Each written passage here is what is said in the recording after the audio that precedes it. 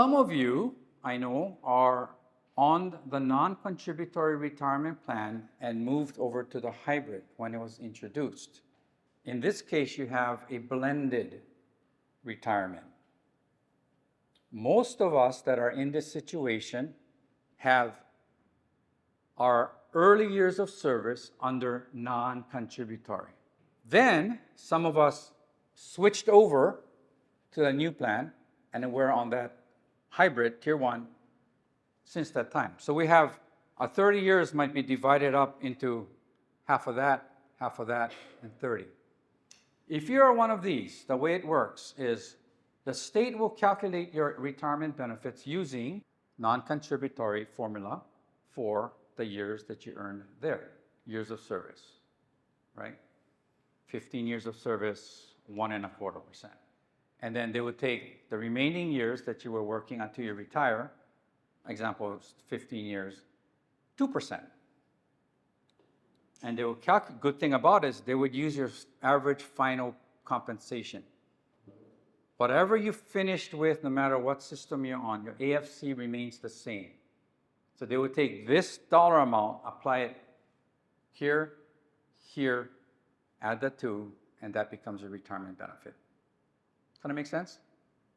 Don't worry about the details. Just, again, it's important to know which system you're on.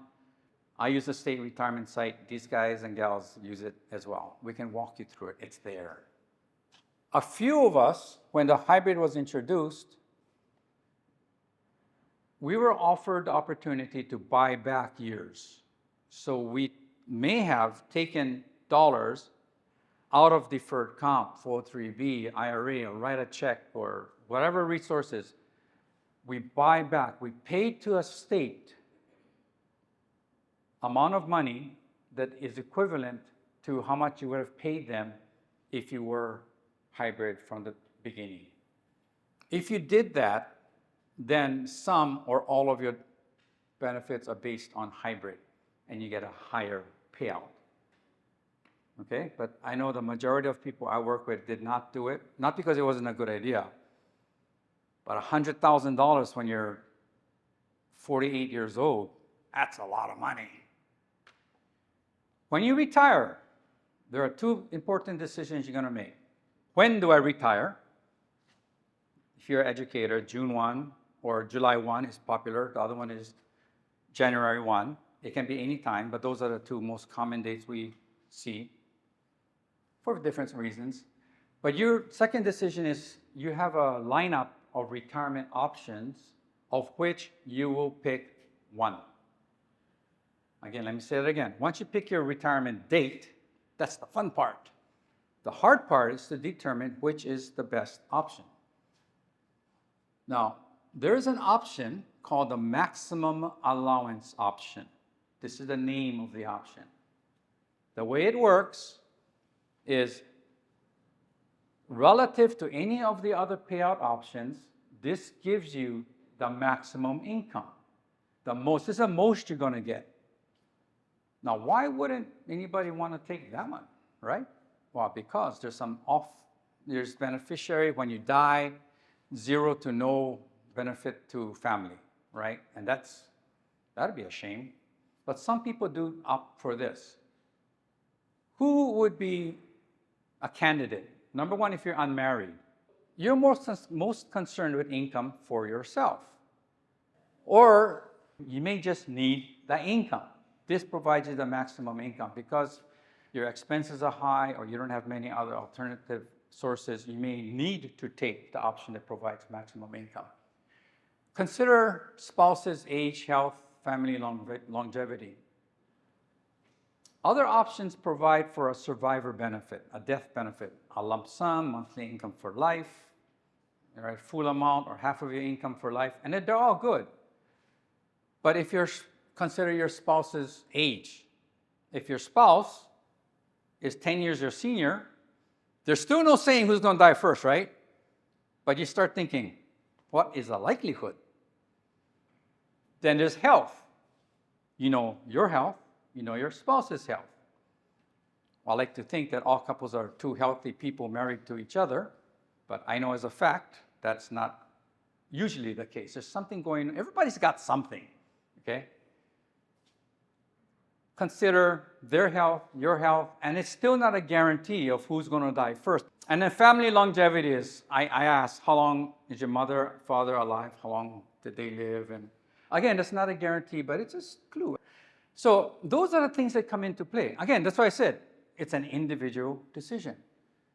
And if your survivor has their own pension, lucky you, because you may not need to be too concerned about you giving up your income for them.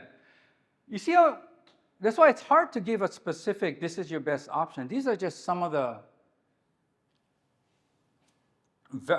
variations of factors to consider. Okay, so all of the state retirement recognize that maximum income may not be suitable for all of us. We are indeed concerned about survivor benefit if we die.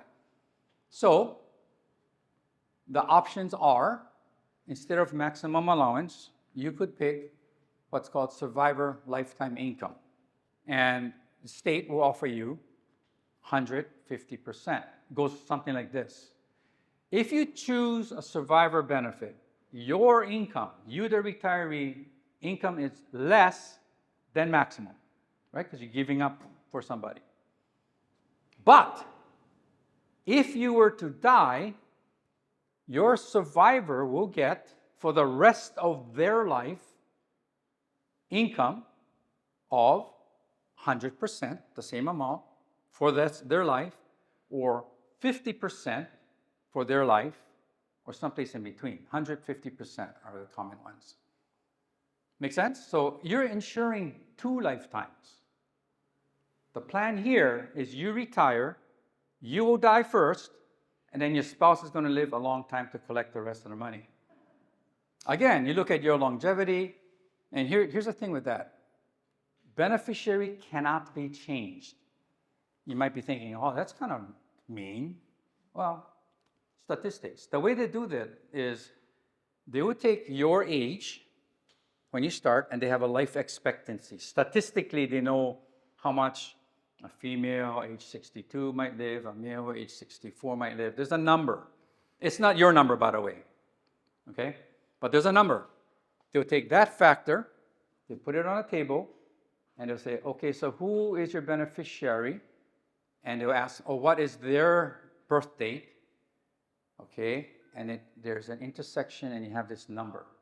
And this is the factor, this is the number that they will use to calculate your benefits. Follow me with that?